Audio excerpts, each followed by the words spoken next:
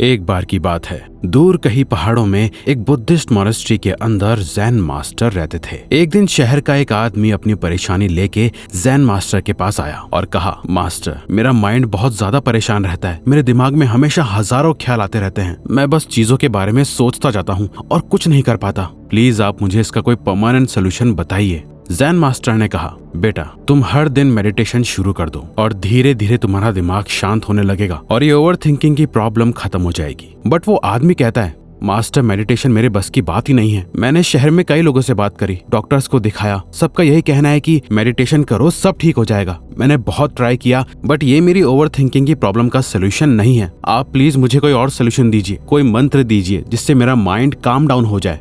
Jain master उसकी बात सुनते रहे और कहा, ठीक है बेटा, परेशान मत हो, मैं तुम्हें एक ऐसा मंत्र देता हूँ जिससे तुम्हारा दिमाग शांत हो जाएगा। जैन मास्टर ने उस आदमी के कान में एक मंत्र कहा और बोले, बेटा, हर दिन बैठ के मंत्र पढ़ते रहना, इससे तुम एकदम शांत फील करोगे।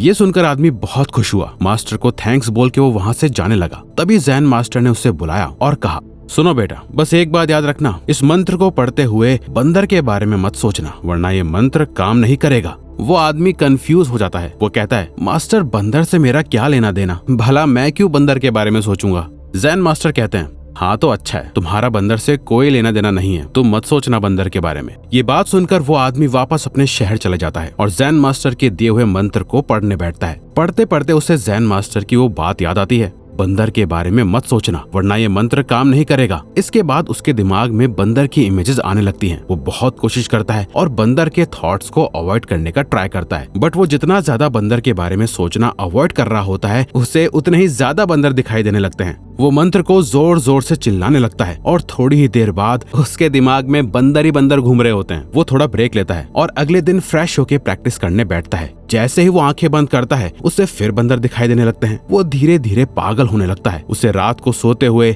अपने घर वालों के चेहरे में सड़क पे हर जगह बंदर दिख रहे होते हैं। वो परेशान होके अगले ही दिन वापस मॉनेस्ट्री में जाता है और जैन मास्टर से मिलता है। मास्टर, ये कैसा मंत्र दिया है? कल तक तो मैं बंदर के बारे में सोचता भी नहीं था और अब मेरे दिमाग में से बंदर जाने का नाम ही नहीं ले रहे हैं। मैं क्या करूं?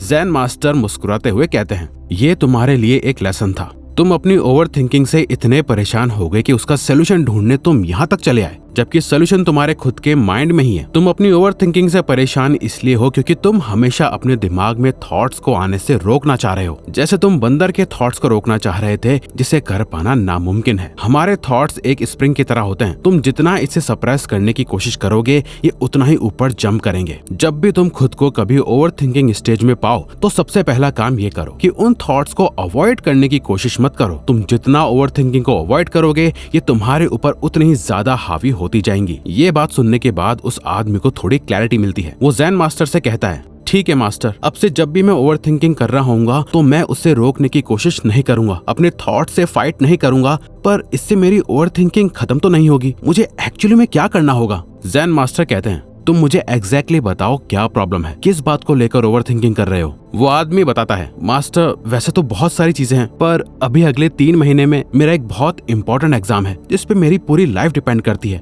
अब मैं बस यही सोचता रहता हूँ कि उस एग्जाम में क्या होगा, कैसे होगा, एग्जाम क्लियर नहीं हुआ तो क्या होगा, अगर हो गया तो उसके बाद क्या सब अच्छा होगा या मुझे किसी और चीज पे फोकस करना चाहिए। ऐसे बहुत से ख्याल मेरे दिमाग में हमेशा रहते हैं। ये बात सुनते हुए जैन मास्टर कहते हैं, देखो, वो उस आदमी को पास में मौजूद चेरी ब्लॉसम पेड़ की तरफ इशारा करके एक गिरते हुए पत्ते को दिखाता है। उस आदमी की आंखें उस पत्ते को हवा में बहते हुए देख रही होती हैं। कोई प्रेशर नहीं, जहां हवा ले जा रही है वो पत्ता चलता ही जाता है और उस आदमी के पैरों के पास आ गिरता है। नाउ जैन मास्टर कहते हैं, अब बताओ कहाँ है थॉट्स? ये बात सुनकर आदमी को रियलाइज होता है, जब वो उस पत्ते को देख रहा था उसके दिमाग से सारे थॉट्स जा चुके थे। ना कोई प्रेशर था, ना कोई स्ट्रेस, इनफैक्ट दिमाग में कोई थॉट ही नहीं था, एकदम खाली, जैसा वो हमेशा से चाहता था। मास्टर, ये कैसे हुआ? मैंने अभी जो कुछ सेकंड्स के लिए फील करा, मैं ऐसे ही रहना चाहता हूँ। मेरा दिमाग एकदम शांत हो गया था। जैन मास्टर कहते हैं, ओवर थिंकिंग में तुम क्या कर रहे होते हो? तुम अपना सारा टाइम अपने दिमाग के अंदर स्पेंड कर रहे होते हो, अपने थॉट से फाइट करने में, उसमें इंडल्ज होने में, अच्छी बुरी सारी बातें अपने दिमाग में बार बार रिपीट करने में। तुम भूल जाते हो कि तुम्हारे बाहर भी एक दुनिया है, एक लाइफ है जो पास्ट और फ्यूचर से हटके है। वो लाइफ है तुम्हारा प्रेजेंट मोमेंट। तुम्हारा जितना भी स्ट्रेस है, एंग्जाइटी है, ओवर थिंकिंग है,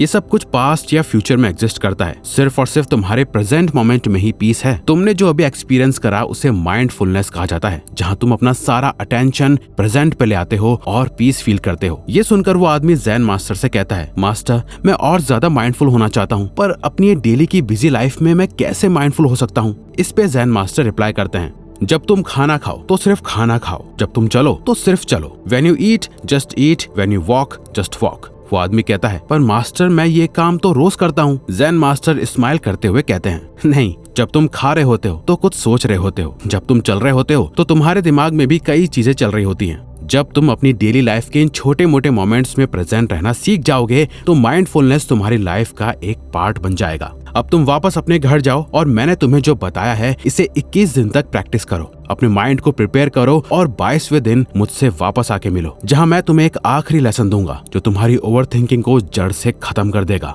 ये कह के वो आदमी वहां से चला जाता है और 21 दिन तक अपनी डेली लाइफ की एक्टिविटीज में माइंडफुलनेस प्रैक्टिस करता है। उसकी ओवर थिंकिंग कम हो गई होती है, बट अभी भी वो खुद को परेशान ही पाता है। कुछ थॉट्स ऐसे होते हैं जो बार बार ट्रिगर होते जाते हैं, जिन्हें वो कितना भी चाहे अवॉइड नहीं कर पाता। जिसके बाद वो वापस ज़ेन मास्टर से मिलने जाता है और अपनी पूरी सिचुएशन मास्टर के साथ शेयर करता है। ज़ेन मास्टर कहते हैं, आओ मेरे साथ चलो और ये बकेट उठा लो। ज़ेन मास्टर उसे एक नदी के पास लेके जाते हैं और उस आदमी को इस बहती नदी में इस बकेट में पानी भरने को कहते हैं। वो आदमी पानी भरता है और कहता है, अब क्या मास्टर? ज़ेन मास्टर कहते हैं, अब मैं चाहता हूँ कि तुम इस बाल्टी में पानी को देख के इस नदी को समझने की कोशिश करो और जब समझ जाओ तो मुझे बताना तुम्हें क्या मिला। वो आदमी पानी को काफी देर तक घूरता है, इस पानी को नदी से कनेक्ट करने की हर तरह से कोशिश करता है, सोचता है कि मास्टर उसे क्या समझाना चाह रहे हैं। बहुत सोचने समझने के बाद वो एक नतीजे पे आता है और ज़ेन मास्टर से कहता है, ये नदी एक बहते हुए पानी की लहर है जो कहीं न कहीं जाके मिलती है, पर क्योंकि बकेट में जो पानी है वो इस लहर का पार्ट नहीं है तो ये नदी से भी अलग हो चुका है।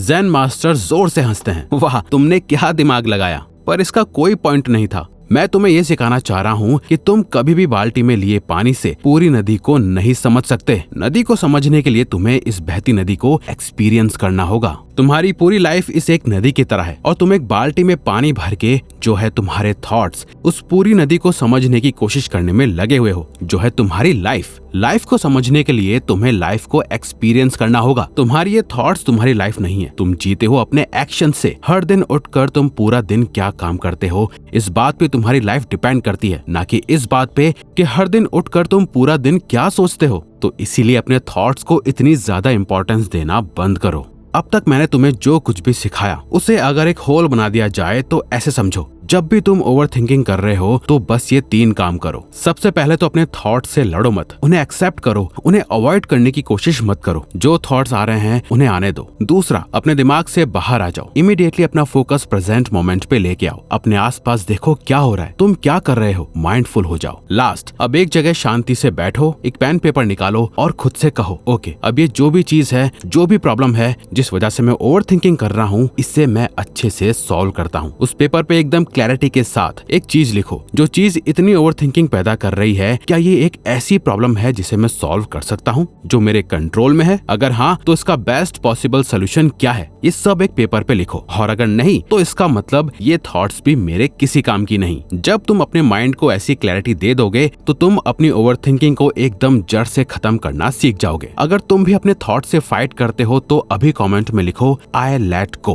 क्योंकि चेंज तब शुरू होता है जब तुम एक्सेप्ट करते हो। लेकिन एक बात जो मैंने अभी तक नहीं बताई, ओवर थिंकिंग का एक और हिडन रीजन होता है जो तुम्हें बार बार कल करूंगा के ट्रैप में डालता है। और ये सिर्फ थॉट्स का प्रॉब्लम नहीं है, ये तुम्हारी आइडेंटिटी का प्रॉब्लम है, जहाँ एक सैमुराई तुम्हें सिखाता है कि क्यों तुम एक्शन लेने से पहले ही हार जाते हो। अगर तुम सच में अपनी लाइफ चेंज करना चाहते हो तो वो वीडियो अभी देखो, लिंक स्क्रीन पे है। और वीडियो को लाइक जरूर कर देना और ऐसे ही पावरफुल कंटेंट के लिए चैनल को सब्सक्राइब करना मत भूलना। Thanks for watching.